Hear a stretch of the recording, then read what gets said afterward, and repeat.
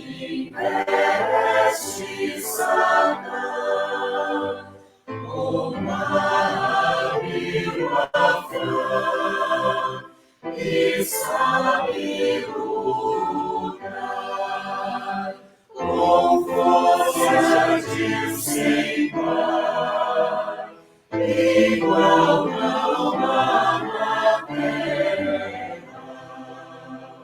Sem força para combater, teríamos perdido. Por nossa daria vencer, e Deus sem escolhido, quem é vencedor?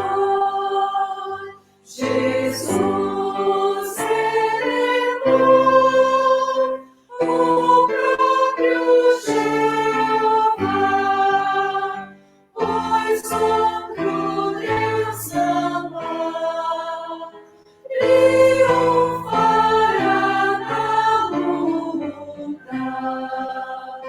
O mundo venham assaltar, demônios mil furiosos, jamais nos podem assombrar, seremos vitoriosos no mundo opressor. Com todo rigor, julgado ele está, vencido cairá, por uma só palavra. O verbo eterno ficará, sabemos com certeza, e nada nos perturbará, com Cristo por defesa, se vierem roubar os reis de Judá, e tudo se livrar, proveio não lhes dá, o céu é nossa herança.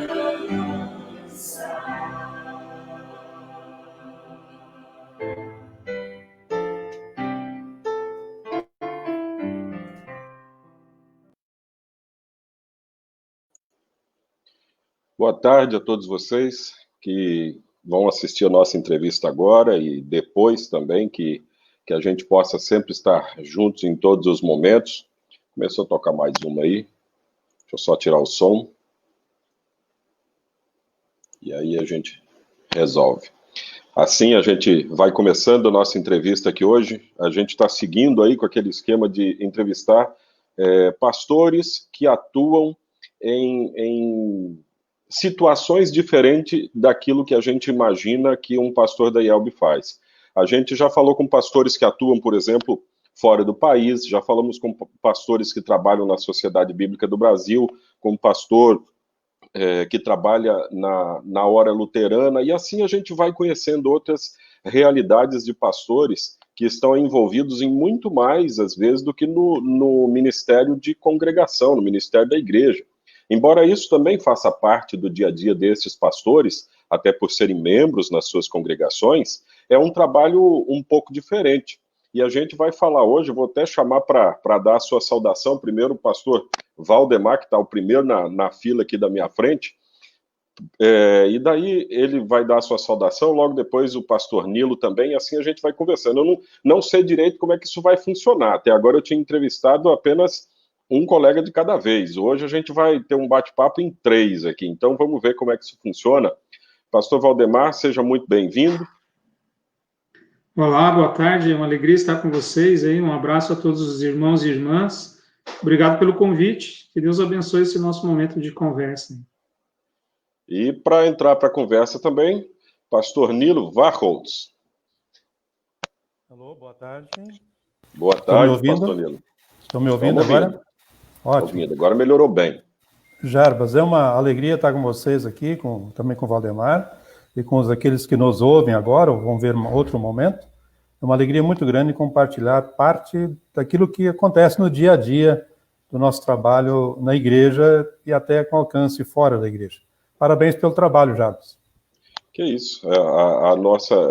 Eu não considero isso nem um trabalho. Vocês estão me dando a oportunidade de mostrar para a igreja que, às vezes, a gente pensa assim, pastor é aquele sujeito que vai lá para o seminário, se prepara para depois chefiar, vamos usar essa palavra, uma congregação, está lá na liderança de uma congregação. Mas a gente tem tantos pastores, tantos colegas trabalhando em tanta função, a começar pelo nosso presidente da igreja, né, que foi entrevistado semana passada. Ele não está nessa função pastoral de pastor da congregação, mas é o pastor de todo mundo, como o pastor Martinho falou hoje de manhã na sua live, ele é o nosso pastor de todos, né?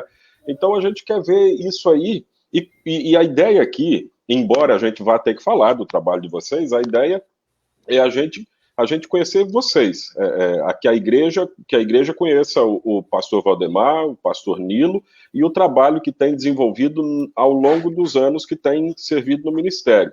O pastor Valdemar foi do mesmo seminário que eu, se formou um ano antes da turma, a gente tem até umas boas fotos que eu estava relembrando essa semana, aquelas fotos que algumas a gente mostra, outras não dá para mostrar, né? Para não escandalizar ninguém. Melhor não mostrar. E o pastor Nilo era pastor em São Paulo, na época que eu estava no seminário também.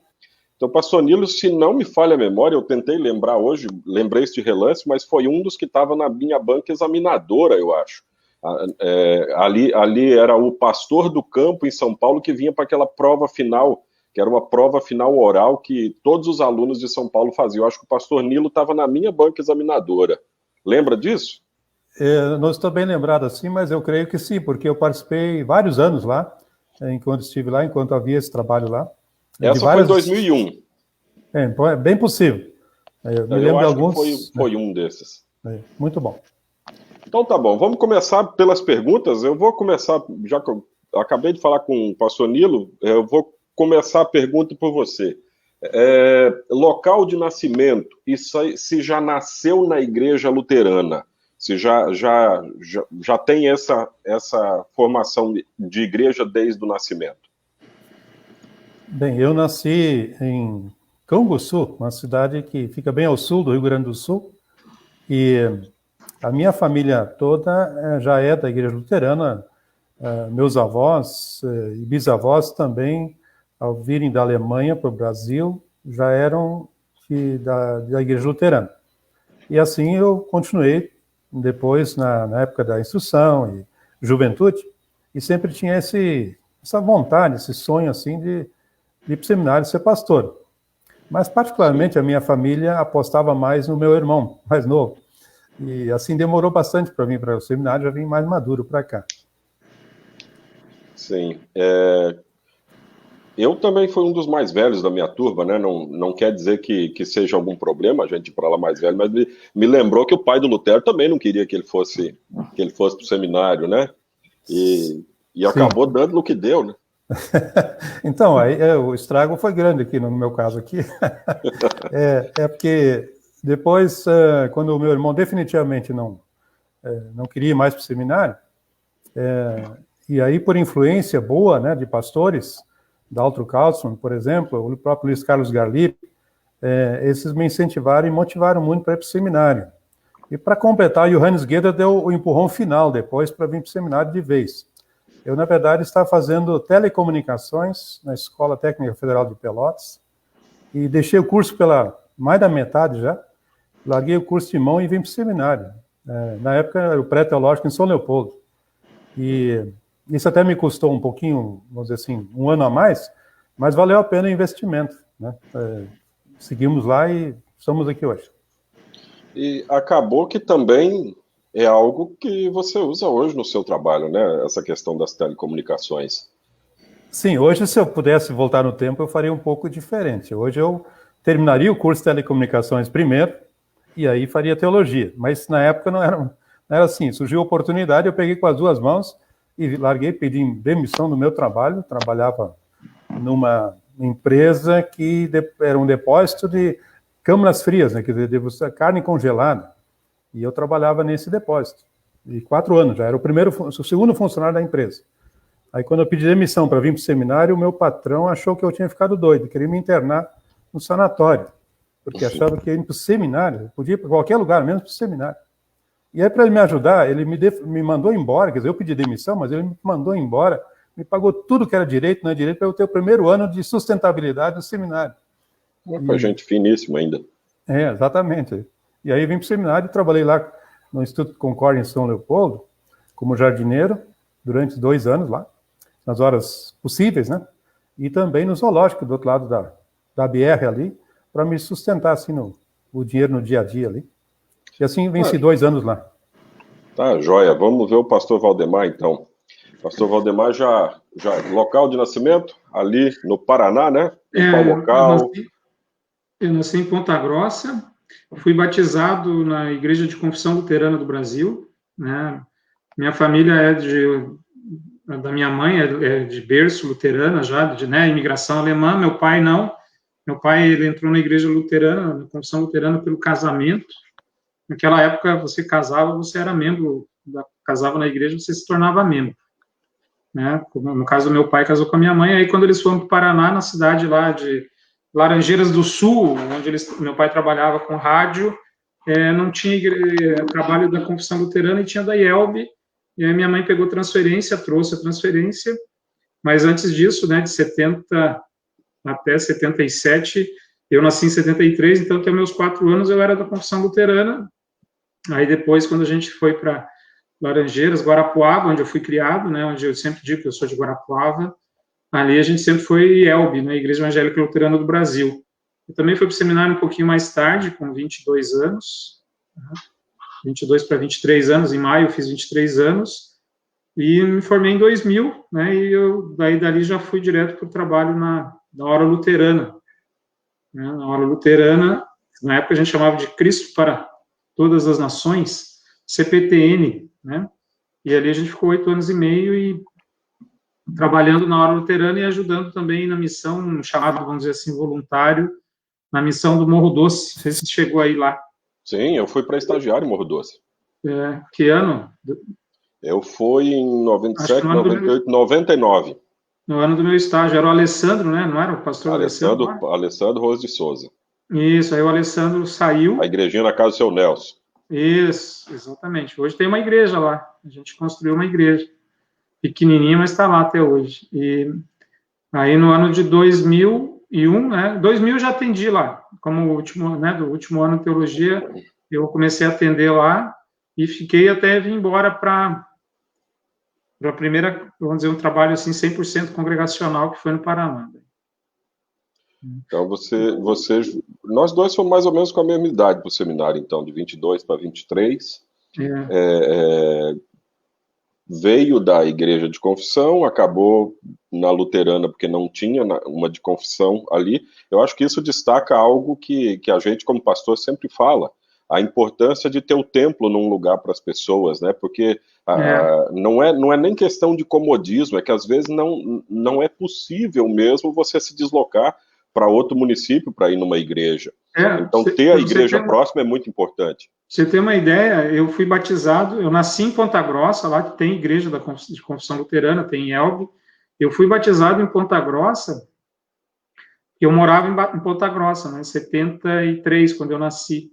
Aí nós fomos para Laranjeiras do Sul, e o meu irmão foi batizado em 76, ele foi batizado em Santa Catarina, em Pissarras, porque era onde moravam os padrinhos, né, os compadres da minha mãe e do meu pai, e eles foram até lá para fazer o batismo, porque não existia trabalho da confissão, e a minha mãe, é interessante porque a confissão luterana e a IELB eram muito mais parecidas até ali, até entrar a teologia da libertação, essas coisas assim mais liberais também na ISLB, tanto que a minha mãe, às vezes, quando nós pastores criticávamos a ISLB nas reuniões, né, os nossos colegas, a minha mãe chegava em casa brava e falava, não é nada disso, mas é que a minha mãe conheceu a confissão, né, até os anos 70, então a teologia da libertação, E o liberalismo teológico, que é uma corrente mais forte que cresceu na confissão luterana nos últimos anos, não existia naquela época. Então, era muito mais próximo, né, as duas igrejas, assim, da praxis, né? Outro dia alguém disse que acho que eles têm 3 seminários principais e que cada um deles são uma corrente um pouco diferente, e isso acaba aproximando ou distanciando a nossa realidade. Não é uma igreja, por exemplo, igual a IELB, você fala assim da IELB, mais ou menos, tiradas as questões culturais, que eu acho que também precisa até ser respeitada em cada local, mas mais ou menos tirando isso, a IELB é a mesma, de ponta a ponta. Agora, na igreja de confissão, eles têm pelo menos 3 centros de formações diferentes. Então, isso acaba gerando alguma diferença entre eles ali. Então, deixa eu ver qual que é a pergunta. Formação ministerial, o ano que se formaram. Valdemar, não preciso perguntar, foi 2000, né? Foi um ano antes de mim. O Nilo foi um pouquinho antes. No Instituto Concórdia de São Paulo, né? Eu esqueci de falar aqui, para quem está nos assistindo, pastor Valdemar é gerente comercial da Editora Concórdia, e o pastor Nilo é o editor da Editora Concórdia, é isso? Isso. Não errei o cargo, não. Até o pastor Valdemar, quando participa das nossas lives e outras coisas, não aparece o nome dele lá, aparece gerente comercial. Eu uso a conta da comercial, @Editora Concórdia, né? Até para divulgar. Agora, ontem eu estava numa aula, eu estava no computador da minha esposa, daí o professor falou, mas quem é a Silmari? Daí eu falei, sou eu, professor. Pode não parecer, mas sou eu aqui, né? Então, faz favor. Na prática, ou em tese, eu cuido da parte da produção do conteúdo, né? E o Valdemar cuida da distribuição, da comercialização dos materiais. Mas a gente conversa muito, muito próximo, a gente interage muito, né? Mas em relação à minha formação, eu me formei em São Leopoldo, em 1983, mas antes disso, o meu estágio já foi no Rio de Janeiro. Aí, o Rio de Janeiro é um caso muito especial aí, que a gente, nossa vida, mas eu considero o Rio de Janeiro, São Paulo e agora aqui na Concórdia também, 3 lugares assim privilegiados poder ter vivido essa experiência lá, Rio e São Paulo, e agora aqui em Porto Alegre. Mas o meu estágio já foi no Rio de Janeiro, eu fui para fazer estágio em Itaguaí, no Rio de Janeiro, quem conhece, uns 60, 70 quilômetros do Rio de Janeiro. Só que quando eu cheguei lá, o meu pastor conselheiro, que seria o pastor conselheiro, Luiz Carlos Garlipe, estava de mudança. Ele, nesse meio tempo em que foi designado até eu chegar lá, ele aceitou o chamado para Sapiranga, no Rio Grande do Sul. E estava pronto para vir embora, quando eu cheguei lá no final de janeiro. E aí, ele veio embora, e todo o processo de chamado demorou bastante, porque o Distrito Rio de Janeiro era junto com São Paulo, Brasília, Belo Horizonte, ali, era todo o Brasil Centro, né? Brasil Centro, acho que era. Distrito Brasil Centro, uma coisa assim. Ainda hoje pega um pedacinho de Minas ainda. Isso, e aí demorou bastante o processo de chamado.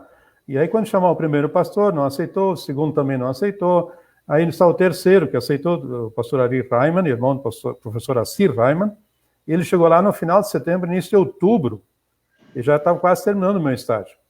E o meu supervisor, então, passou a ser meu conselheiro no estágio, o Delmar Rosso, o nosso colega, hoje é falecido, mas na época ele era pastor na comunidade da Paz, no Rio de Janeiro, na Tijuca. E depois disso eu vim embora, terminar a faculdade, e na volta eu fui depois, o primeiro lugar de pastor foi para Penha, no Rio de Janeiro. E lá na Penha nós ficamos durante 14 anos. E daí a gente foi para São Paulo, no Colégio Luterano de São Paulo, onde trabalhamos 11 anos. E aí, sobre o Rio de Janeiro, a gente tem tem muitas experiências, mas 2 particularmente gostaria de compartilhar, porque elas foram muito marcantes para mim, para o meu trabalho ministerial. A primeira foi, quando eu saí do seminário, eu saí com a ideia de que eu tinha todas as respostas para todos os problemas do mundo, né? E aí, quando cheguei lá na realidade, eu, de repente, comecei a ver que não era assim. Eu sabia muito pouco, na verdade, né? E aí, uma das coisas que eu não sabia fazer muito bem era ouvir as pessoas. E aí surgiu a oportunidade de fazer o curso do CVV, do Centro de Valorização da Vida. Fui fazer esse curso e fui plantonista durante quase 3 anos do Centro de Valorização da Vida, lá num posto na Lapa, numa região mais complicada, um pouco na época, pelo menos era assim. E peguei um plantão na sexta-feira à noite, na pior noite do CVV, né? Onde tem mais chamadas para atendimento. Então, aqueles 3 anos ali foi uma experiência fantástica na área de aconselhamento onde eu aprendi muito a questão do ouvir. E outra experiência depois, e aí tive que abrir mão do CVV, foi um convite da Marinha do Brasil, como não tinha capelão na unidade lá de Campo Grande, no Santa Cruz, Campo Grande, lá, para os recrutas, eles me convidaram para substituir o pastor Nelson Lauter, que estava assistência lá. E eu fiquei lá durante uns 2, 3 anos também, dando assistência como capelão externo, não com, né, toda semana ia lá para dar uma palestra ou conversar com os recrutas, e foi uma experiência muito rica, que me ajudou muito na sequência do ministério depois. Isso, então, bom, das comunidades que você falou, aí eu conheço quase todas, né, porque eu fui pastor também no Rio de Janeiro, ali em Nova Iguaçu. A realidade do Rio de Janeiro é diferente daquilo que a maioria dos pastores da IELB pensa em ser pastor, né? Eu lembro que alguém uma vez falou, olha, eu tenho que sair do Rio de Janeiro porque minha esposa está querendo ficar grávida, nós estamos querendo ter filho. E eu lembro que eu falei o seguinte, olha, mas aqui no Rio de Janeiro o pessoal costuma ter filho também. Assim, você vai ter que criar essa criança em qualquer lugar. Mas às vezes a gente não está preparado para uma realidade tão diferente, não só da vida. O Rio de Janeiro é um lugar muito diferente, assim. Para as pessoas que veem, às vezes, aquelas novelas que passavam na Rede Globo, eu realmente não assisto televisão faz muito tempo, mas assim, eu lembro que novela, quando se passava nos subúrbios do Rio de Janeiro, era aquele pessoal no meio da rua, gritando, falando alto, e aquelas confusões de família. Aquilo, de vez em quando, você vê aquilo mesmo, lá, assim, nas regiões. E do mesmo jeito que eles estão agora brigando, que parece que vão se matar, em 15 minutos eles estão sentados na mesma mesa, tomando uma cerveja, levanta, igual uma coisa que era característica na época que eu morava lá, os botecos tinham um chuveiro, assim, na sacada, aquele calorão de 40, 45 graus ali em Nova Iguaçu, o pessoal sentava à mesa, tomava cerveja, cansou de passar calor, levantava, tomava uma chuveirada, voltava, sentava de novo e continuava. Então, é uma cultura muito diferente, e essa cultura diferente, ela também precisa ser entendida no nível da igreja, mas não é qualquer pastor da IELB que está preparado para isso. A nossa formação, eu acho que o nosso ideário é assim, eu saí de uma congregação no interior, na roça, onde meu pastor era isso, onde eu era isso, e a gente tem a ideia de que vai ser pastor nessa realidade também. E aí acaba no Rio de Janeiro. São Paulo eu nunca fui pastor, mas sei que a situação lá talvez não seja muito diferente dessa do Rio de Janeiro. Porto Alegre eu não posso dizer, aí vocês podem dizer, até o pastor Valdemar ajuda bastante, eu sei, ali na comunidade dele ali. Né? Então a formação ministerial passou pelo Rio de Janeiro, São Paulo e... daí talvez só para... Lá no Rio de Janeiro ainda, na época do estágio, eu atendia, além de Nova Iguaçu, que era junto com Itaguaí, na mesma paróquia, Volta Redonda, Juiz de Fora, Miguel Pereira. Né, na época. Era uma paróquia grande, então? Era, o pastor Luiz Carlos Galipe tinha esse grupo todo aí. Depois houve uma configuração diferente ao longo dos anos, né? Mas eu fui muito para Juiz de Fora, né? Na época da família Kronbauer, que era a base lá e tal. E depois também, quando estava na Penha, eu ainda fui muitas vezes para Volta Redonda, Rio de Janeiro, lá em Juiz de Fora e tal, né? Bom, mas aí ficamos lá até 97, aí veio o final de 96, veio o chamado lá para São Paulo, para ser capelão do Colégio Luterano lá. E aí um detalhe no Rio de Janeiro é que eu fiz a Faculdade de Comunicação Social lá no Rio, na Universidade de Estácio de Sá, onde me formei em editoração, né? E aí isso foi muito útil para mim lá em São Paulo depois como capelão do Colégio Luterano. Quando cheguei no Colégio Luterano de São Paulo, lá na comunidade Redentor, do Moinho Velho, que vocês conhecem muito bem lá, havia 1.050 alunos na escola na época. E eu me lembro que um amigo muito querido lá do Rio de Janeiro, Jarbas, você chegou a conhecer, o Arthur Lehmann, né? Ele, quando eu estava com chamado para São Paulo, na dúvida se vai ou não vai, se aceita ou não aceita, ele veio falar comigo e disse, olha, eu acho que aqui você bateu no teto, aqui na tua congregação, no Rio de Janeiro, ele participava com a gente lá, e você precisa de uma congregação maior, que é a comunidade escolar do Colégio Luterano de São Paulo. São alguns milhares de pessoas no conjunto da obra, né? E aí, então, fomos aceitar esse desafio lá, e foi uma experiência muito rica lá. e paralelamente participando também da Ordem Luterana, na diretoria da Ordem Luterana, quase 30 anos participei desse trabalho da Ordem Luterana diretamente, agora indiretamente, e isso foi uma experiência muito rica. Aí com o seminário, a interação com os alunos, sempre tinha alunos de seminário lá no Invelho, e um grande parceiro nosso, que foi o pastor Lotário Sander, né? Esse foi um colega de trabalho, assim, muito especial, junto com o Enio Starosky, lá também, depois Paulo Teixeira, e eu acompanhei toda a iniciativa do Mário Fukui, hoje o pastor Mário Fukui, professor na UBRA, pastor capelão, quando ele decidiu ir para o seminário, né? E eu me lembro até hoje que quando ele entrou na minha sala de capelania lá, dizendo que ele queria ir para o seminário e que ele tinha um problema. O pai dele disse que ele podia ir, mas financeiramente precisava de ajuda, né? Para poder estudar lá no seminário. E aí o colégio na época tinha 3 bolsas de estudo que ele doava para o seminário.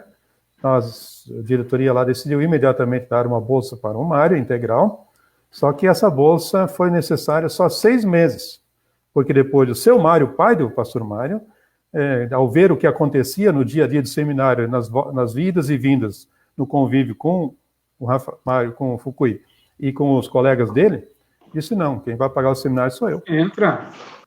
E ele pagou tudo, e não só isso, mas toda a família entrou para a igreja, né, na sequência, né, disso aí. Então foi uma experiência muito legal também que a gente viveu lá, muitas outras aí que viveu lá em São Paulo, até 2008, quando então a gente veio para Porto Alegre. Esse é o resumo do que você passou da ida para o seminário até passando São Paulo onde está aí hoje, né? Até onde está aí na Concórdia. Tá desde quando aí na Concórdia? Cheguei aqui no dia 25, comecei a trabalhar no dia 25 de março de 2008, só 2008. Que, na verdade, o registro oficial foi dia 1º de abril, dia da mentira. Foi uma coincidência, porque em São Paulo, eu cheguei no dia 19 de março, o culto de instalação foi dia 24 de março, e oficialmente também eu fui lá registrado, lá dia 1º de abril também, e deu muito certo nos 2 lugares, né? Então fiquei muito feliz em poder ter essas oportunidades, tanto no Rio como São Paulo e aqui agora, né? E eu considero, assim, os 3 lugares, esses 3 desafios muito especiais, assim, até considero um ministério especial já, meio fora da curva, assim, né?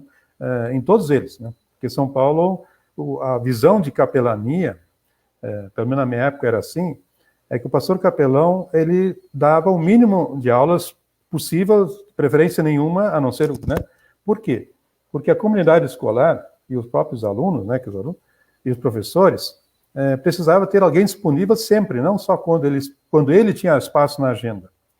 E assim eu participava de todos os eventos que tinha lá, desde reuniões, palestras, reuniões com os pais, alunos.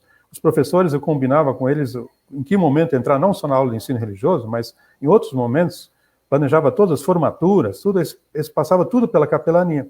Então, o nosso dia a dia era muito intenso, assim, e a gente aprendeu demais lá com essa população da escola, com essa comunidade escolar, e até gente fora da escola, que não tinha nada a ver, muitas vezes vinha procurar aconselhamento com o passar dos anos. E ex-alunos que vieram, muitos deles retornaram para a escola pedindo algum tipo de ajuda. Por exemplo, eu fiz vários casamentos, sepultamentos, casamento de ex-alunos, né? E sepultamentos de familiares, que eles vinham lá pedir ajuda, e a gente estava disponível para isso. Então, essa era vamos dizer assim, uma forma de ver o trabalho do capelão diferente do que era... A capelania acaba sendo um trabalho pastoral bastante diferente. O seu, vamos dizer assim, o seu rebanho não é uma congregação, mas é todo o povo que você tem contato aí. Então, algumas, vamos dizer assim, algumas regras que se aplicariam no ministério, numa congregação, vão ser diferentes se você vai trabalhar numa escola, por exemplo. Semana que vem a gente pretende falar com Elbert Agnoff, que trabalha na capelania hospitalar, também é algo diferente também. Mas vamos ouvir o pastor Valdemar um pouquinho, daqui a pouco a gente volta, pastor Nilo. O Valdemar está lá ansioso para falar de como é que chegou no seminário, parou de vender pneu, foi para o seminário e acabou na Editora Concórdia, passando aí pela Hora Luterana e pela Sociedade Bíblica também, né? Então, conta essa história. É engraçado que quando eu trabalhava na De Pascoal Pneus, né, e a decisão de ir para o seminário foi assim, quando eu já era subgerente da loja lá no Paraná, em Guarapuava, e fui promovido a gerente e ia para Santa Maria, aqui no Rio Grande do Sul, assumir uma loja. E aí fiquei pensando se era isso que eu queria para minha vida, ser um gerente, né?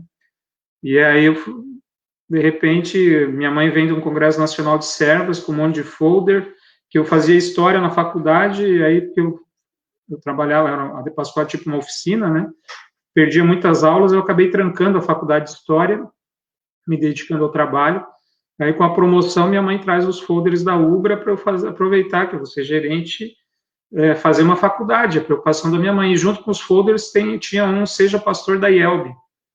E eu, vendo aquilo, me deu um clique. Era um domingo, início de fevereiro de 96. E eu, assim, a minha esposa, a Silmari, hoje, a minha esposa, ela estava em casa comigo lá. A gente estava vendo um filme, eu perguntei para ela que se eu fosse para o seminário, se ela me esperaria. E ela disse que sim, a gente já namorava há 6 anos, a ideia era casar no meio do ano de 96 ali.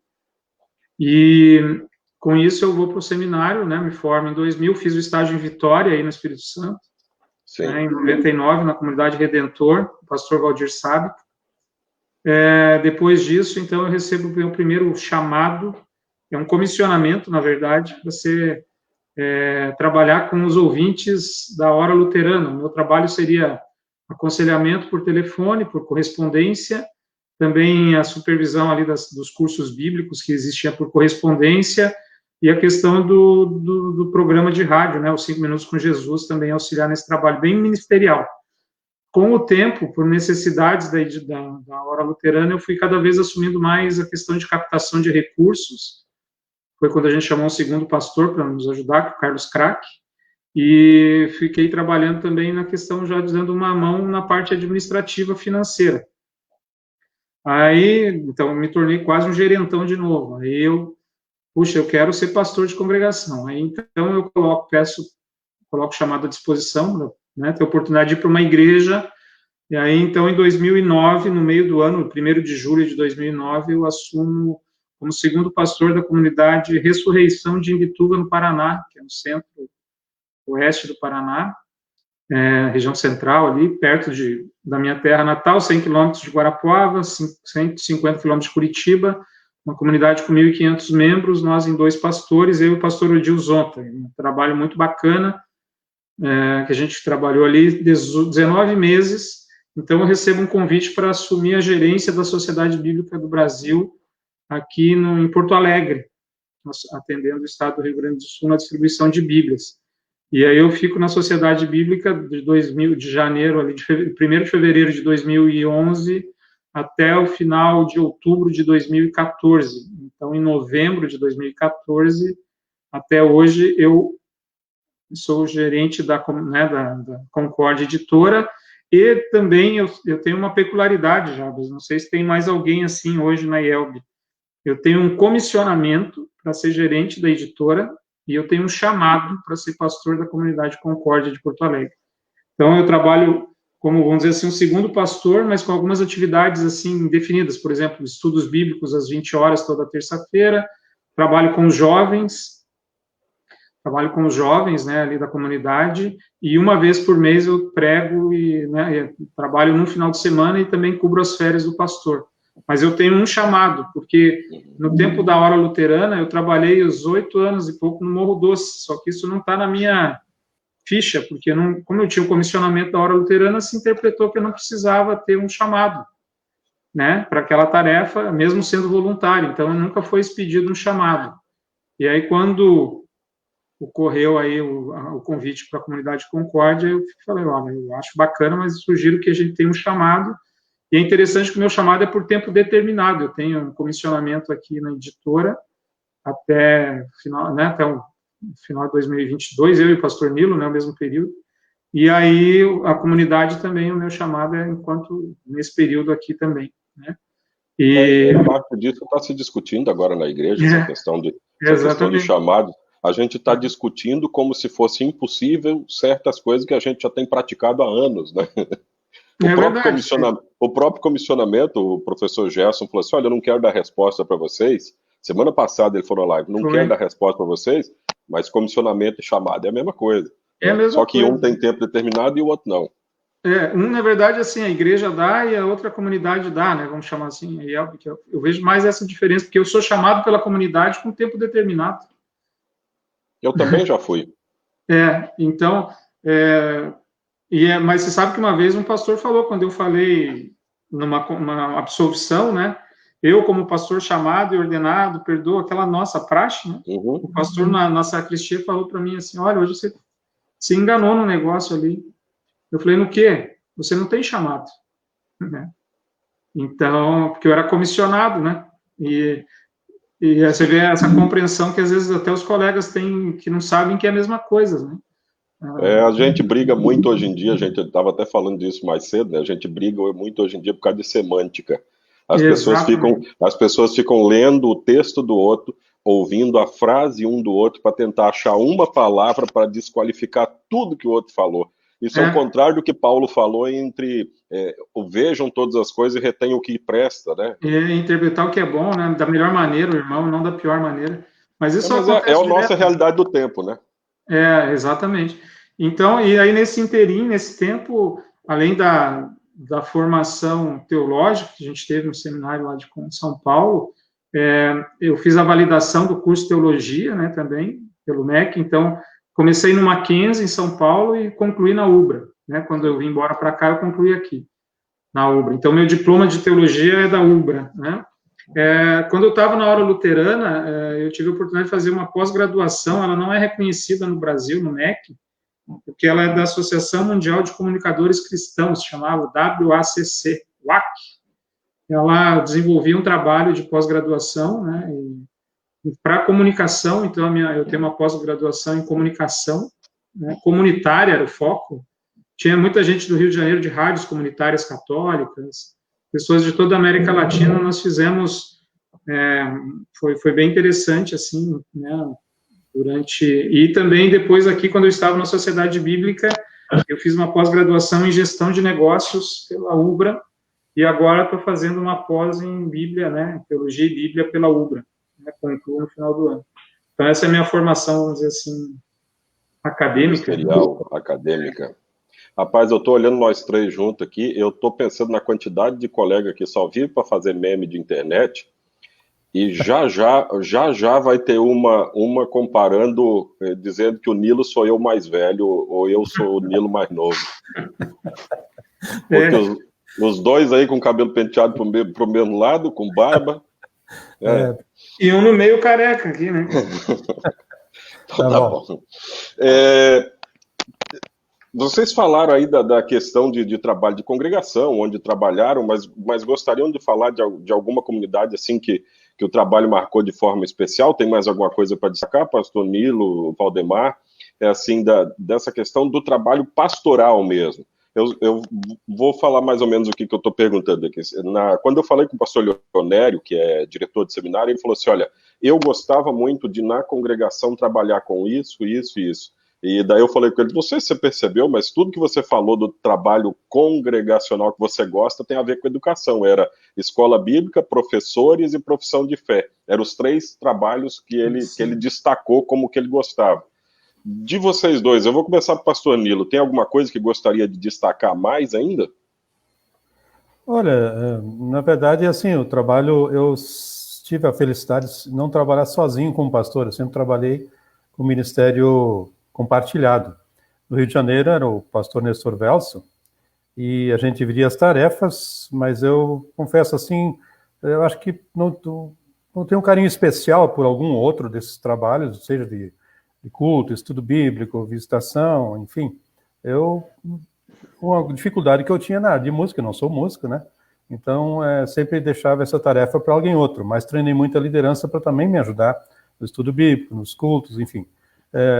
Acho que essa parte de comunhão e acolhimento da congregação, essa é uma das coisas que eu tinha especial atenção e gostava muito disso, e também aprendi isso no Rio, e depois em São Paulo, cheguei lá também, o acolhimento lá por parte da Congregação Redentor, foi de uma forma fantástica. Então, foi uma coisa que em destaque aqui em Porto Alegre, na congregação onde eu participo, na São Lucas, aqui em Porto Alegre, também é uma congregação muito acolhedora, né?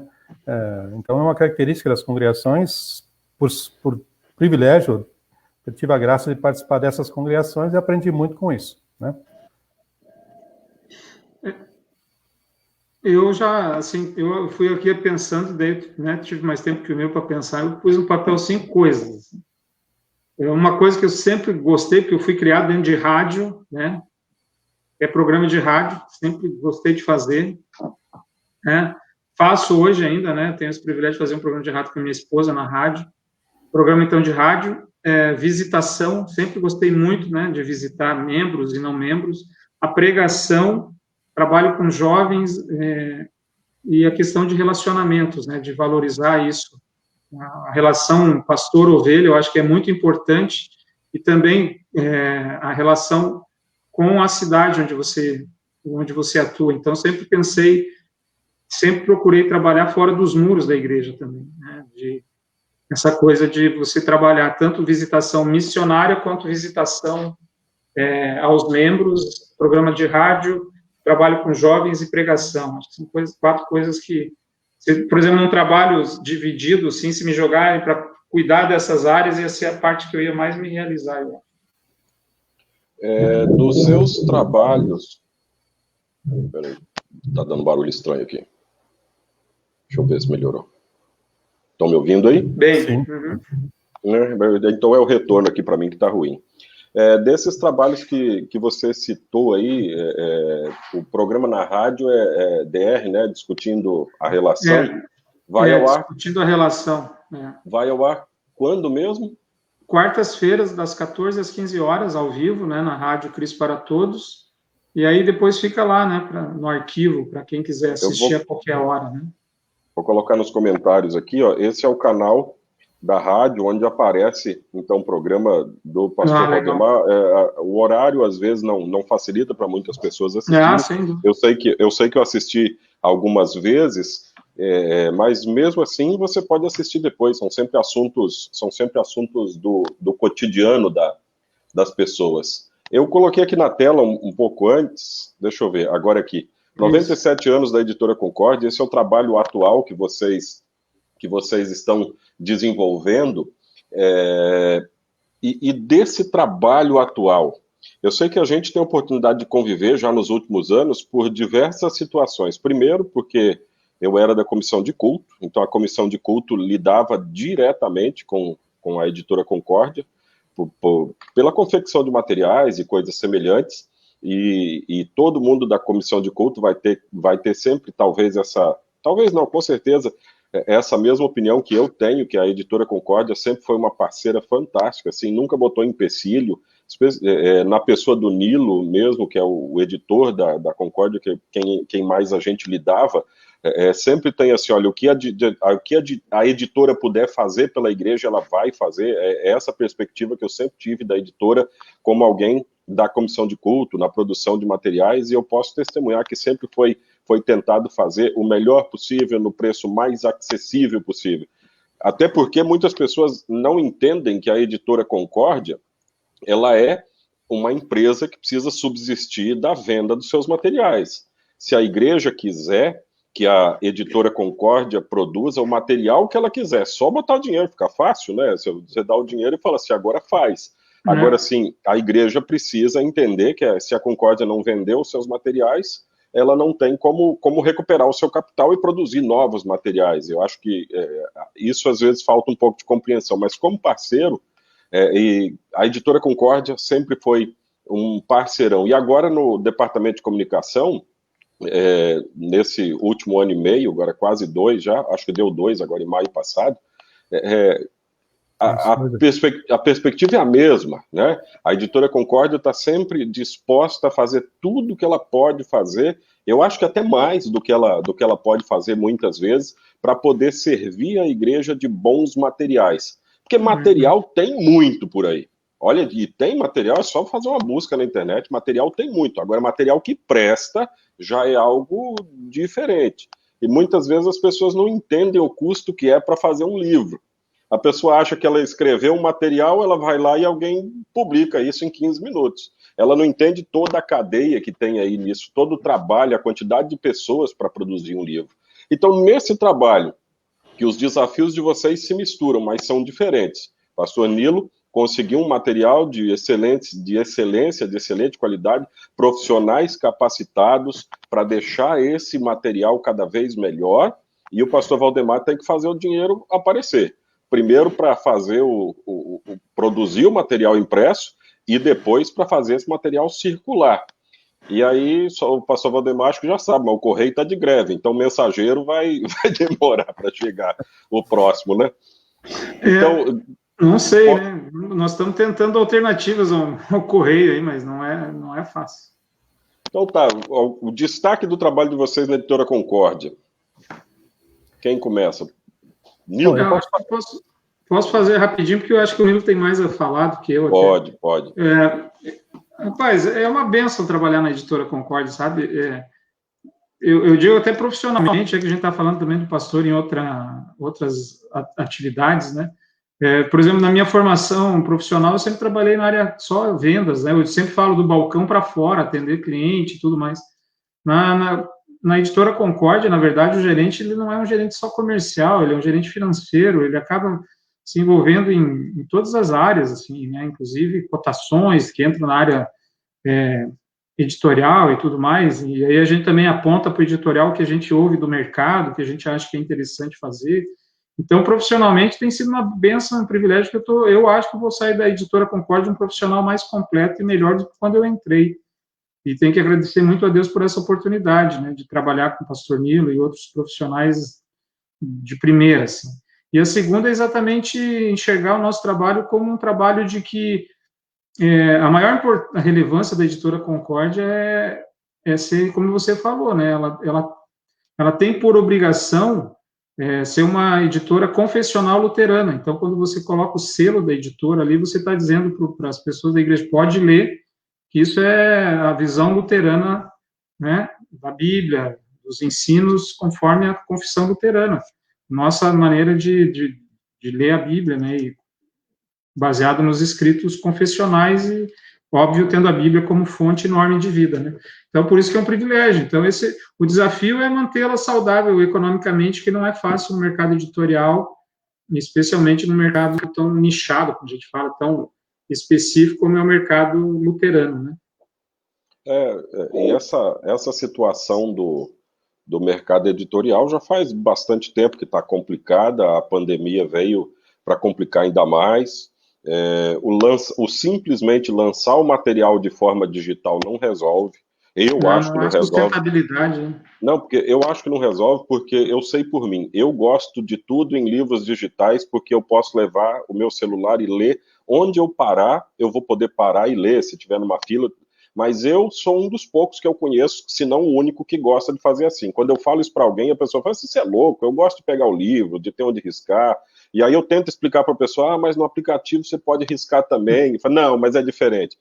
Então, simplesmente transformar em digital não resolve. Até mesmo porque a gente vive num país com uma cultura de que o pirata é que é legal, né?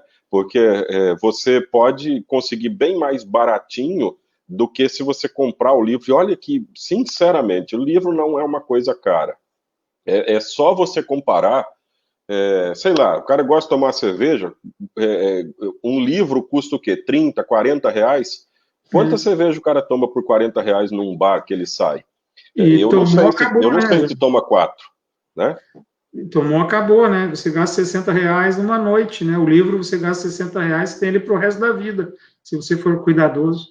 Acho que um pouco da realidade está no valor que a gente dá para as coisas. A gente não dá o devido valor para essas coisas que são livro, por exemplo. E a gente dá ainda menos valor, pelo menos essa é a minha perspectiva, algo que é intangível, como, por exemplo, os aplicativos. A gente quer entrar na loja de aplicativo e baixar o aplicativo gratuitamente, mas não sabe que para esse aplicativo existir, alguém precisa pagar por ele. Eu sei, por exemplo, o aplicativo BibleWorks.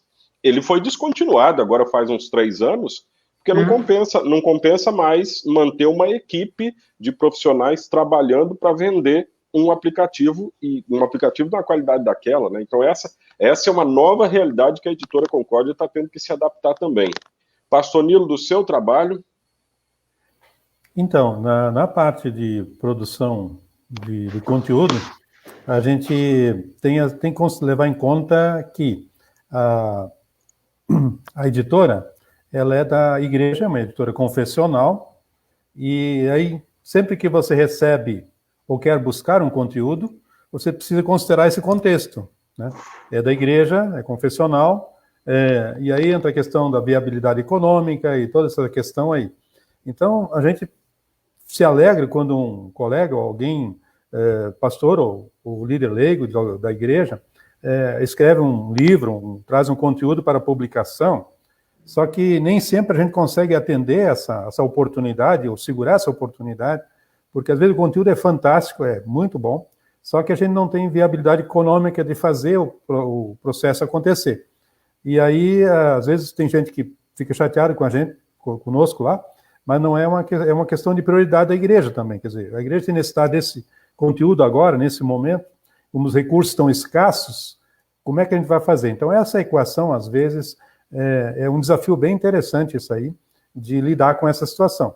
Mas, em princípio, o que a gente coloca são aquelas necessidades da igreja, atendemos em primeiro lugar, porque a igreja, a editora é da igreja, existe para isso, então essas coisas da igreja, que a igreja usa, seu material de instrução continuada, de culto, enfim, de teologia, né, para o seminário, a gente tem que dar prioridade para fazer.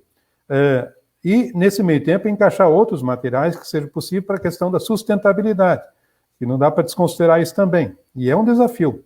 E aí você fala muito bem nessa transição aí, ou nesse ajustamento entre digital e impresso, é uma coisa bem complicada, porque, na verdade, ninguém tem a resposta de quem vai pagar a conta, por enquanto, no digital, né?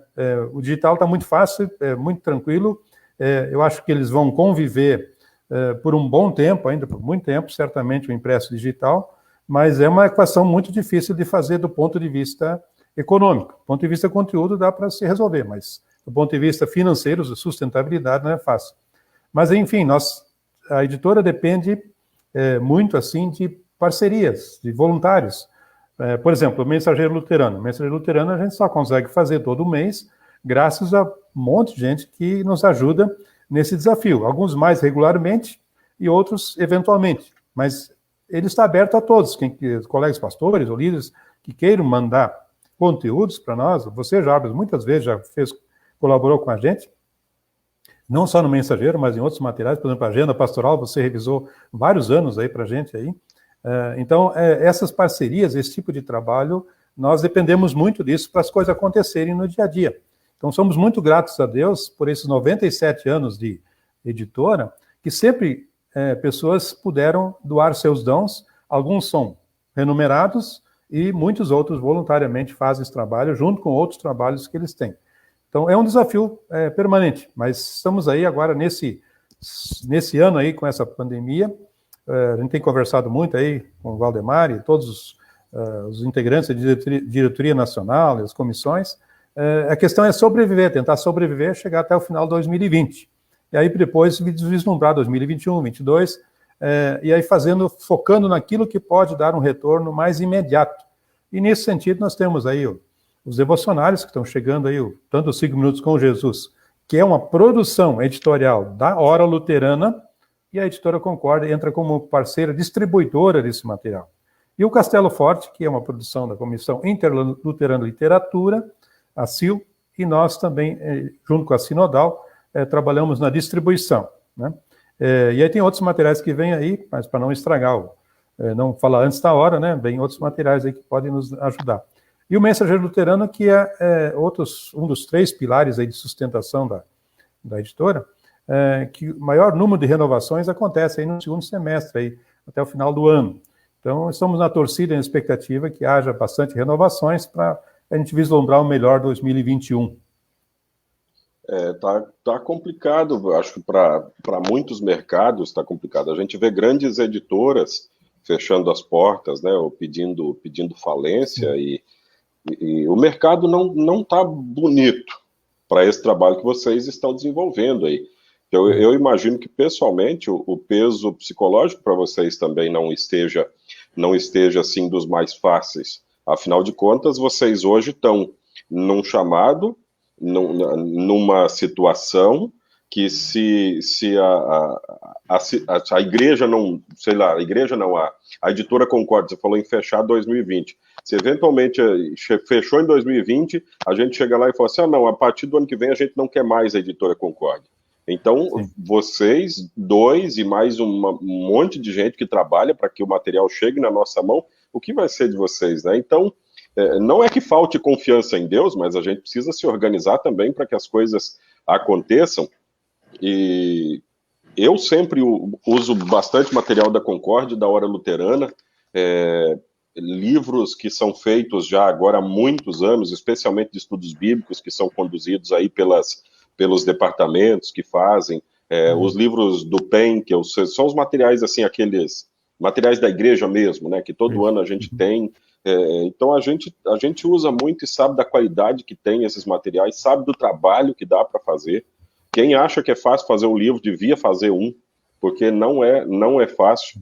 Eu sempre falo a mesma coisa de diretoria. Alguém que acha que é fácil fazer parte de uma diretoria e tomar as decisões que eles tomam, sem a gente saber por que eles tomaram, devia uma vez fazer parte de uma diretoria também, ter que trabalhar em situações difíceis. Então, nossa oração... Pode falar. Não, e aí eu queria destacar o seguinte, né? É que, às vezes, o pessoal pensa no mensageiro, né? Falando até do trabalho do pastor Nilo, pensa no mensageiro como um. Na verdade, eu vejo assim, o pastor Nilo, o editorial, eles fazem um livro por mês. Né? Todo mês é um mensageiro luterano, que são 36 páginas, são 60 páginas por mês que são produzidas. Então, a editora... tem editoras, a gente é sócio de entidades aí, né? Então a gente representa a editora em reuniões, eu, o pastor Nilo, em várias. A Sociedade Bíblica, o pastor Nilo trabalha lá também na diretoria, e a gente no diretório, enfim. A gente percebe, assim, a Hora Luterana, a editora, ela faz um livro por mês, além dos outros livros, que é o Mensageiro Luterano. E... então, a gente uma vez fez uma conta, a cada 6 dias a gente publica alguma coisa impressa. Se a gente pegar e dividir o que a gente publica no ano, de livreto, folheto, revista das servas, revista do seminário, a cada 6 dias a gente está entregando uma publicação para a igreja. Né? Então, é intenso, né? E nesse momento mais tenso. E... a nossa maior preocupação eu vou lhe dizer assim, bem sincero, nem passa pela minha cabeça a questão de fechar a editora, é a reflexão que, se não tiver a editora, uma estrutura voltada para publicações confessionais luteranas, quem é que vai publicar? Né? Nós temos na América Latina, o pastor Nilo pode me ajudar, eu acho que nós e a Argentina, né, pastor, que ainda temos alguma publicação vamos dizer assim, né? Só a Argentina, eu não lembro de outra... E aí a América Latina, ela depende da editora americana, que produz alguma coisa em espanhol, e no passado nós já tivemos mais estruturas. A própria igreja da Argentina tinha uma editora com mais... hoje ela publica o Mensageiro, e olhe lá, e não consegue publicações, né? A gente tem, então, um trabalho muito intenso, e a importância que a gente tem de ter parceiros como você, pastores, parceiros, que incentivam, que apoiam, que motivam, que compartilham, pessoas que têm, às vezes, a visão da complexidade de um processo editorial, que às vezes as pessoas acham que é fácil publicar. Existe uma responsabilidade quando você é editora da igreja. Você fazer uma publicação tua e colocar um PDF do teu texto, da tua opinião, é um peso. Você vai defender suas ideias. A gente participa de grupos, eu e o Jarbas, a gente discorda bastante, né? Então, você imagina... Isso a gente concorda. A gente concorda em continuar discordando com amor e respeito, né? Que nunca nos faltou, sim, né? Então, que eu acho que isso é a grande coisa que eu aprendo sempre com o Jarbas, né? E ele discorda de mim, mas ele nunca me ofendeu, nunca brigou comigo, né? Com a minha pessoa, né? Ele discorda da minha ideia e a gente vai assim. Então, você imagina se eu colocasse as minhas ideias numa publicação da editora, né? Né? Então a gente tem uma responsabilidade muito grande. O pastor Nilo, que é o editor, ele é o responsável técnico, né? Ele é o médico que assina a receita, ele é o farmacêutico que dá o remédio. Então, você imagina isso, né? O peso dessa... E a responsabilidade que o pastor Nilo e a editora têm, que é entregar alguma coisa para a igreja, dizendo, olha, isso aqui é confessional luterano, isso aqui pode beber, que é água pura, não tem mistura. Então, isso tem um impacto e um peso que às vezes as pessoas não compreendem. É isso que o pastor Nilo até falou, né? Tem gente que traz aqui coisas maravilhosas para a gente publicar. Mas aí eu, às vezes, a minha parte mercadológica, eu falo, mas quem é que vai comprar isso aqui? Quem é que... Então, onde eu vou colocar isso para vender? Né? Por exemplo, poesia. Você sabe que livro de poesia é uma das coisas que menos vende no Brasil, dentro e fora de igreja, no espiritismo, na macumba, em qualquer lugar. É um estilo literário pouco valorizado, pouco comprado. Então, às vezes, trazem poesia para cá. A gente, é bonito, você lê o conteúdo e tudo, mas não tem mercado, né? E aí as pessoas ficam chateadas com a igreja. Não compreendem, às vezes, que a gente está aqui com a nossa experiência, Deus colocou a gente aqui, e a gente tem essa responsabilidade, dizer, olha, isso aqui não combina com o selo Concórdia, isso aqui... né? Então, as pessoas... O que mais me incomoda, às vezes, é a falta de compreensão da complexidade de um processo editorial, né? De um processo de editora da igreja. Rapaz, e é um mecanismo, assim, bastante ajustado, que, por exemplo, o livro chega o manuscrito, alguém vai ter que transformar isso num texto digital, se não foi feito, mas eu acho que a maioria deles já chega de forma digital, e isso vai ser feita uma leitura pelo editor e os responsáveis para adequar o texto, até porque um autor, quando começa um texto, às vezes ele escreve capítulos independentes e no início não vai bater mais com o final, até a forma de escrever, você tem que homogeneizar esse troço para ficar fluente do início ao fim, e daí, a partir do momento que você tem essa prova pronta, que você já tem uma formatação mais ou menos definida, as fontes, tudo, vai fazer aquela primeira impressão, daí vai para a mão de quem vai revisar, e daí começa a mudar tudo de novo, tem que voltar todo o processo de novo, tem que reformatar tudo de novo, muitas páginas vão quebrar em lugar diferente, você vai demandar tempo, eu sei porque eu já fiz isso, eu já fiz bastante disso também. Eu sei como, quando eu entregava um material que eu julgava assim pronto, eu pedia, pelo amor de Deus, não achem erros, porque se achar um erro numa página no início do documento, isso talvez você tenha que reformatar ele todinho, né? E aí, uma pergunta que eu estava pensando aqui para o Nilo, de ter que lidar com o cara que escreveu o texto, que foi definido, que vai ser publicado, é um texto adequado, tem até mercado. Mas aí você é o editor. E o editor, às vezes, tem que chegar para o cara e falar assim, olha, meu amigo, a sua criança é muito bonita, mas tem uma partezinha que está feia, a gente vai ter que tirar. E porque, assim, o cara que escreve um texto, ele muitas vezes lida com aquilo como lidar com um filho mesmo. Para ele é muito difícil você cortar uma parte de um trabalho que ele enxerga completo. E se você der na mão da maioria dos autores não treinados, se você der na mão dele e falar assim, olha, agora você revisa esse texto. Se o texto tinha 10 páginas, volta com 15. E daí você fala, não, meu amigo, é para diminuir, não é para aumentar. E ele fala, não, mas não tem onde cortar. Eu não sei de onde cortar. E aí é o trabalho do editor, né? Esse trabalho de convencimento, que o texto vai ficar melhor, mais fluido, e que no final das contas fica mesmo, né? Não é à toa que tem um editor numa editora, né? É bem complexo isso, é muito sensível essa relação do autor com o seu texto. Então eu tento fazer o máximo de respeito, de interação, quando tem alguma sugestão de alteração, para conversar, para não ficar magoado, pelo menos para não ficar chateado com a gente, no sentido de que a gente não está valorizando o trabalho dele. Eu teve um colega aí, até vou contar esse episódio aí, que chegamos no concílio, encontrei ele e é muito próximo de mim, Jarbas, você conhece também muito bem, mas não vou entrar em detalhes aqui. Aí ele disse, olha, eu estou bravo com você, ele fazia mais de um ano não falava comigo, e eu disse, mas o que aconteceu? Ele falou, não, eu mandei um texto para você, era um texto pequeno, mas era uma meditação muito legal, que até saiu no Mensageiro, mas como tinha um parágrafo lá meio confuso, eu tentei clarear ele um pouquinho, né? E aí eu fiz isso e não consultei ele de novo, simplesmente publiquei. Não mudei nada, só fiz uma linguagem um pouquinho diferente do que tinha colocado, mas a mensagem era a mesma. E aí ele ficou bravo comigo, não falou comigo durante mais de um ano, e aí eu fiquei sabendo que ele estava chateado comigo, e a razão, ele me explicou. E daí eu falei, mas eu distorci o texto, não, fez nada disso. Só que você fez sem pedir minha autorização. Então, aí fizemos um acordo lá. Então, hoje, por exemplo, tem um texto do Dr. Donald Schiller, né? Os textos deles são fantásticos. Em cada linha, cada frase dá para fazer um seminário, né? É um tratado teológico por frase. Exatamente. Aí o texto agora, esses dias, às vezes ele manda uma palavra tão rebuscada que para o leitor se achar ali vai ser difícil. Aí eu faço uma sugestão de sinônimos ou palavras que poderiam ser trocadas, e ele acolhe com muito carinho esse negócio e sempre faz isso sem nenhum problema, né?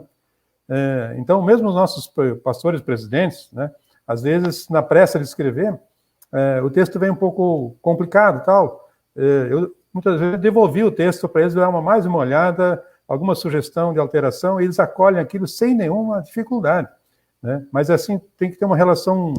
assim faz com todos, né, que eu posso. Às vezes, para facilitar mesmo, para a pessoa se sentir valorizada por aquilo que faz, porque tem que valorizar mesmo. Alguém se sentar e escrever alguma coisa não é fácil, e produzir esse é um valor intelectual, um valor de dedicação, enfim, valor de fé, de amor que está ali, precisa valorizar. Então, é uma relação muito interessante, é bem desafiadora, né? Fazer isso no dia a dia. Hoje eu já não perco mais o sono disso, mas teve um episódio do Mensageiro, o Mensageiro está aqui, ó, né? O Mensageiro Luterano também. O Mensageiro Luterano, ele teve uma senhora que me ligou um dia, e muito querida, eu conheço ela desde a época que eu estava no seminário aqui, e ela escolhia o Mensageiro desde os 6 anos de idade. E ela hoje já tem 90 e poucos anos, né? E ela disse, pastor Nilo, eu sempre fui leitor do Mensageiro, mas eu estou decepcionado com o Mensageiro. E se continuar assim, eu vou cancelar a minha assinatura. E como ela é aqui da região de Porto Alegre, aqui no Porto Alegre, convidei ela para vir lá na editora para a gente tomar um café. E daí ela trouxe meia dúzia de mensageiros e disse, olha, essas capas aqui não são luteranas, não são confessionais. Se não mudar isso aqui, eu cancelo a minha assinatura, né? E daí eu expliquei para ela as razões da capa, né, o contexto, e expliquei tudo para ela. O resultado foi que ela não só concordou comigo, mas ela se dispôs a dar um testemunho a favor do Mensageiro, que foi publicado em 2 edições depois, um testemunho muito belo sobre o Mensageiro. Mas então, pelo fato de eu ter sentado com ela e ter explicado para ela e conviver, né, porque não adiantava falar por telefone, e foi uma coisa muito interessante, né? Até hoje ela está firme aí, né, com a sua assinatura. Mas assim, só para dar um exemplo, tem muitas histórias aí que aconteceram nesse meio tempo, né? É por aí, assim, eu penso assim, eu estava lembrando aqui dessa questão, a gente que escreve, às vezes, alguém tem que editar o nosso texto. Eu quero dizer de antemão aqui que se não for mudar para o contrário daquilo que eu falar em alguma coisa que eu mandar para a igreja, pode mudar do jeito que for. Uma vez o editor do Castelo Forte queria mudar a minha devoção de uma forma que dava outro sentido. Eu falei, aí não, meu amigo. E assim, com muito custo eu consegui que ele fizesse mais ou menos o que eu queria. Então, dava outro entendimento para a devoção, né? Então, o editor precisa ter essa sensibilidade também. Agora, mudar palavras, trocar palavras por sinônimos e coisas assim, às vezes o cara quer usar uma palavra porque ele acha bonito, mas em outro lugar do Brasil ele tem... Nos devocionários mesmo. Em outro lugar do Brasil, a palavra tem um sentido completamente diferente. Quando eu fiz a oficina para redatores do Castelo Forte, o que mais falaram para a gente foi evita bairrismos. Porque até dentro do Rio Grande do Sul, que é um estado bastante grande e com muito município, até dentro do Rio Grande do Sul, dependendo da palavra que você fala numa região, o pessoal não te entende na outra. Sim. Então, essa sensibilidade é a carga do editor, né? Mas eu imagino que não seja um trabalho muito fácil. Eu acho que eu vou começar a liberar vocês aqui, para que vivam uma vida também hoje, além desse momento aqui, mas agradeço muito. Eu só tenho algumas situações aqui que vocês já andaram respondendo aí. Vocês dois são membros da Congregação Concórdia? Ali, não? Eu sou membro pastor lá, pastor Nilo. Sim. Pastor Nilo Eu sou o que mais perto moro da capela daqui de onde é que o Valdemar é pastor. Não dá 100 metros, acho que da minha casa até ali. Acho que menos, eu acho que não dá 50 passos. Eu escuto todo culto quando canto e falo, prego, o Valdemar se empolga lá, o Horst, eu escuto aqui em casa.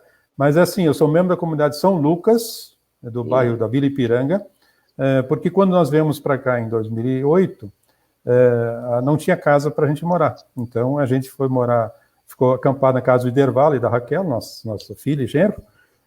Durante 6 meses nós ficamos na casa deles, até ter uma casa para ficar aí. E nesse meio tempo a gente se integrou na congregação São Lucas de tal maneira que depois, quando a gente mudou de lá para aqui, para o centro administrativo da IAL, a gente não conseguiu sair de lá. E até hoje está lá engajado. Então, eu sempre auxiliei o pastor do intervalo, durante o trabalho dele, especialmente na sua ausência também de férias ou viagens. Eu cuidava dos cultos, né? E de estudos bíblicos e assim por diante. A Vivian também, minha esposa, está super engajada lá. E com o pastor Felipe agora também a gente ajuda na medida do possível, com cultos, estudos bíblicos, enfim, da maneira pastor que é Felipe possível. Felipe Eusébio, nosso grande parceiro aí. Então, já fiquei naquela casa lá hospedado pelo Iderval também, brincando com a Aninha. Isso, Aninha, então é isso aí. Então tá, o Valdemar também já disse que tá sempre na internet, Valdemar, aí pela comunidade, né? Eu sempre recebo os convites aqui para os momentos de estudo bíblico também, se alguém quiser participar com eles, também está sempre à disposição, essa novidade da igreja que vai. Hoje às 20 horas, inclusive toda terça-feira, 20 horas, a gente está estudando Tessalonicenses. No período de pandemia, a gente faz uma parceria, eu e o Horst, vamos conversando ali. Normalmente era um estudo presencial. Aqui em Porto Alegre tem uma coisa interessante, eles querem que todo dia a igreja estivesse aberta. Todas as noites, uma comunidade tem culto, na segunda, que é Cristo, na terça a gente tem o estudo bíblico, outras comunidades têm culto na quarta, na quinta, só sexta-feira que ficou aberto para as reuniões do distrito. Os outros dias você pode ir numa igreja, vai ter uma atividade, ou culto ou estudo. Isso é uma organização distrital aí, né? Há muito tempo já que tem essa... Não, isso é bem legal, porque, na verdade, essa é a realidade, talvez, não online, daquilo que a gente está vivendo online hoje em dia. Hoje em dia você tem estudos bíblicos todas as noites, por exemplo, na hora luterana, você tem cultos, o senhor aqui que é presidente dos leigos, aqui, seu Ademar, que sempre participa aqui das nossas lives também, ele está trabalhando hoje, por isso certamente não está participando. Seu Ademar, no final do domingo, ou na segunda-feira de manhã, falou assim, gente, eu participei de 5 cultos esse final de semana. Nos 5 cultos, o pastor falou do evangelho, e todos eles falaram algo parecido sobre aquele texto lá do evangelho. Então, as pessoas têm participado de cultos em diversos lugares. Aí não está podendo ter culto presencial ainda, né? Esse vai ser o segundo domingo que o prefeito liberou para 30 pessoas. Mas algumas comunidades, é o caso da Concórdia e da Cruz de Petrópolis, que tem templos menores, e que nós decidimos até o fim de agosto não ter cultos. Decidimos por conta própria. O decreto do prefeito já permite agora, domingo passado e esse domingo, 30 pessoas. Então, eu não sei... Não é uma porcentagem do templo. Não é percentagem.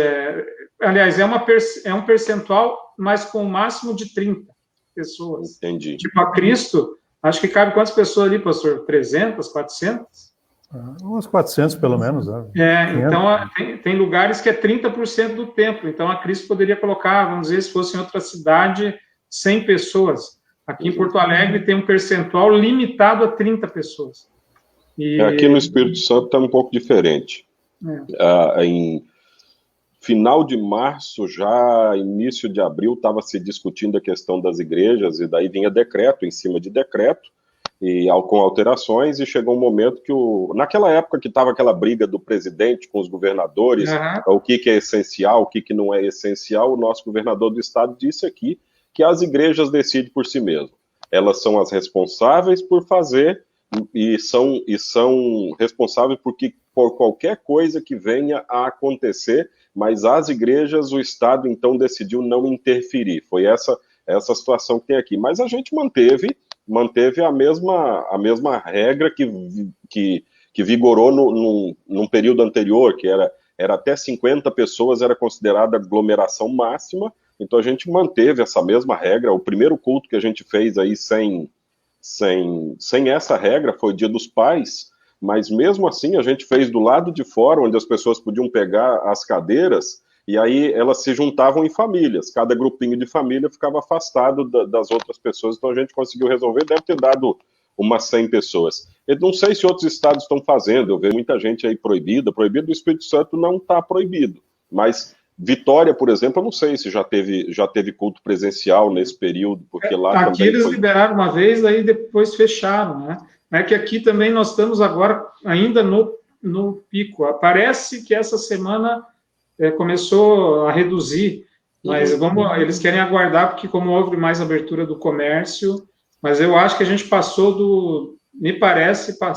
do pior momento. Acho que começou o platô. Eu também já me enganei muito com isso.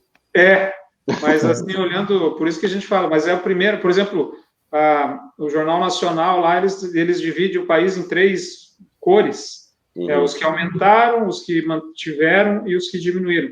Essa semana agora é a primeira vez que a gente, depois que aumentou lá, e ele mudou, a semana passada é estável, e essa semana, ontem eu acabei vendo ali, eu não vi, eu só vi as cores, porque eu estava na aula, mas a TV estava ligada, eu vi que foi a primeira vez que nós conseguimos sair da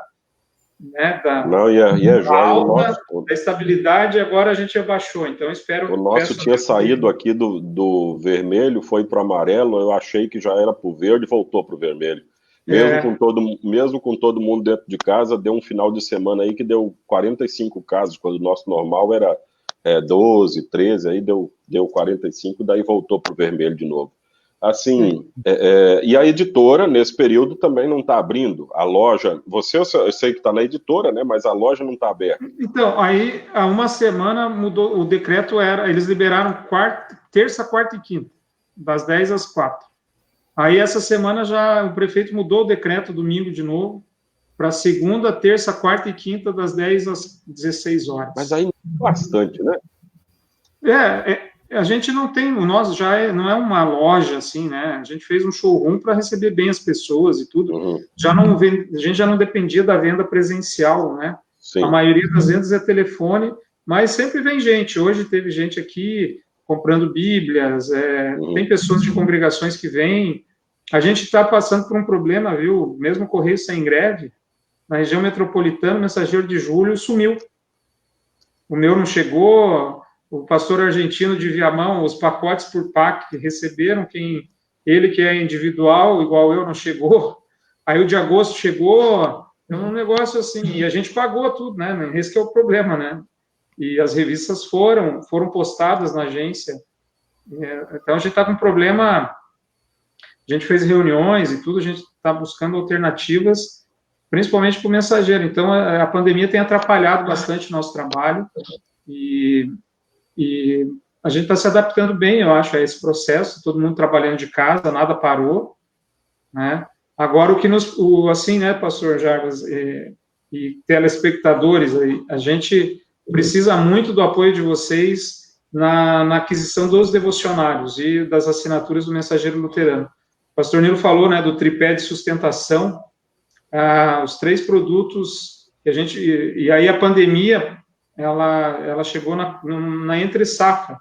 Então, se a gente conseguir, com os devocionais e o mensageiro, ter um bom desempenho, pelo menos repetir as vendas do ano passado, vamos dizer assim, o número de vendas, a gente vai sair da pandemia vivo e com condições de ter um ano de 2021 mais ajustado, porque a gente fez ajustes também, a gente teve que demitir, mudar relações de trabalho com alguns colaboradores, e a redução de custo, renegociações. Então, a gente acredita que se os devocionários e o mensageiro, a gente conseguir manter o nível que a gente teve no início desse ano, quando começou 2020, a gente vai chegar em 2021 com condições de ter um 2021 melhor, né, e sair fortalecido da pandemia. Não tenho receio, eu tenho quase convicção que nós vamos sair melhores, se a gente conseguir ter um bom resultado aí com os devocionários, falando mais da parte econômica, né, assim. A gente tem que aproveitar a pandemia para pôr a casa em ordem, se adaptar aos novos tempos e tocar o barco com muita fé em Deus, né, e contando com o apoio da igreja, né? E quando eu falo da igreja diretoria nacional, das congregações, dos pastores, dos membros, e incentivar as pessoas a ler, né? Eu acho que isso é muito importante. É lendo que se aprende, né? Como se diz. Essa questão do devocionário dos dois, aqui eu sempre falo, e para quem vai nos ouvir, pode entrar lá no site da editora, mas para os luteranos, de repente, ou se você conhece algum luterano na sua cidade aí e quiser falar direto, às vezes vende por meio de um agente de literatura, ele consegue um desconto muito bom nesse período para quem vai fazer agora. Eu sei que o nosso aqui, para quem pagar até o dia 29 de setembro, vai ter um desconto bastante bom, assim. Então é um livro que você usa ele o ano todo e que ele vai sair, em algumas situações, num valor próximo aí a R$20, se comprar nessa primeira leva agora e conseguir um bom desconto pagando antecipado. Então, aqui a minha divulgação é sempre, olha, comprem para dar de presente para alguém. A gente às vezes não sabe o que dá de presente para alguém no Natal, e o devocionário aqui a escolha da congregação é os 5 minutos com Jesus. Então é esse que a gente sempre compra, já está até encomendado de novo. Eu sei que tem gente que compra 5, 10 devocionários e dá de presente para conhecidos, para amigos, para funcionário, para alguém assim. E esse devocionário vai acompanhar a pessoa por todos os dias do ano que vem. Então, todos os dias do ano que vem, quando essa pessoa pegar o devocionário e ler uma mensagem, ela vai lembrar, foi tal pessoa que me deu. Isso é uma demonstração de carinho, uma demonstração de amor. Eu sempre falo também, quando eu gravo as devoções e mando pro canal pro meu canal no YouTube aí, eu sempre falo assim, olha, quer mostrar amor por alguém, manda essa mensagem para a pessoa, porque ela vai ver que você pensou nela quando ouviu da misericórdia de Deus, pensou nela e resolveu enviar essa mensagem. Então o devocionário fica do mesmo jeito, né? Então eu também estou me colocando à disposição de vocês aqui, se não souber como achar para comprar os devocionários, pode me perguntar que eu dou um jeito de fazer vocês encontrarem o devocionário para comprar. Pastor Valdemar, vou me despedindo de você, pastor Nilo também, agora vamos nas palavras finais aí para a gente ir encerrando, que já está dando 5h30 aqui no Espírito Santo. Aqui também. Bom, para encerrar, então, eu queria agradecer aí a oportunidade e dizer que essa fala tua aí sobre os devocionários, ela é muito importante. Você lembrou que isso é um presente que se der para alguém, dura o ano inteiro. Isso é fantástico, né? Só para exemplificar, o nosso maior cliente individual, ele é leitor de um dos nossos devocionários, que é o Castelo Forte, há mais de 20 anos, e ele ganhou de presente. E ele hoje é o maior distribuidor individual que nós temos devocionários. Ele não é luterano, é católico, né? Então é impressionante como faz diferença na vida dele a doação de um devocionário. Seja 5 minutos com Jesus, seja Castelo Forte, o que for, mas vale a pena. Nós também temos essa prática. Deixa eu contar a novidade, desculpa cortar, já sei que o tempo está... Ele autorizou... Não, o meu tempo não, estou preocupado com o tempo de vocês. Ele autorizou ontem o faturamento de 2.000 Castelo Forte e vai pagar eles já dia 26. Mas que maravilha, né? Para a gente entregar quando puder, até outubro, novembro. Se alguém estiver ouvindo, a gente tiver a mesma ideia, é só entrar em contato com o pastor Valdemar, que dinheiro ele transforma em livro fácil. Nossa, isso é fácil. Acho que até depois vai chegar nas pessoas que precisam e vai estar ajudando na manutenção da editora, que produz muitos outros materiais que chegam de boa qualidade à mão das pessoas também. É isso aí. Muito obrigado por apoiarem a editora que trabalha com a palavra que permanece para sempre. Deus os abençoe a todos. Um abração. Obrigado, pastor Nilo. Um abraço, obrigado, Jarvis. Um abraço para a Irene, para as meninas. Estão batendo na janela já. Assim, a minha gratidão especial a vocês que se dispuseram a abrir um pouco da vida de vocês. Eu imaginei que a gente fosse acabar falando da editora também, porque não tem como não misturar a vida da gente, né? É igual você num churrasco cheio de pastor e não querer falar da igreja. É melhor nem ir, né? É o assunto que tem. Então, que bom que vocês falaram aí, que bom que Valdemar já passou aí a situação do Covid, com a família já está recuperado. Que Deus abençoe todos vocês e pode contar sempre aqui com o povo de Nova Venécia para tudo que vocês precisarem. E nós dois continuamos brigando por aí, Valdemar. Tá bom? Sempre brigando e se abraçando. Até sábado, tem reunião sábado, né? Isso, sábado eu estarei na reunião dos departamentos da IELB também. Eu daqui e vocês daí. Valeu. Tá, joia. Valeu. Então, terminamos assim mais essa entrevista com esses dois colegas pastores. Semana que vem a gente vai estar com o pastor Elbert Jagnoff, que é capelão hospitalar. Se você quiser fazer nossa companhia nesse momento também, semana que vem vai ser às 7 da noite. Nosso horário um pouco mais fácil. Eu sei que esse 16 horas é um pouco complicado, mas é o horário que os colegas podiam aí também. Que Deus te abençoe e fique em paz, na paz de Cristo.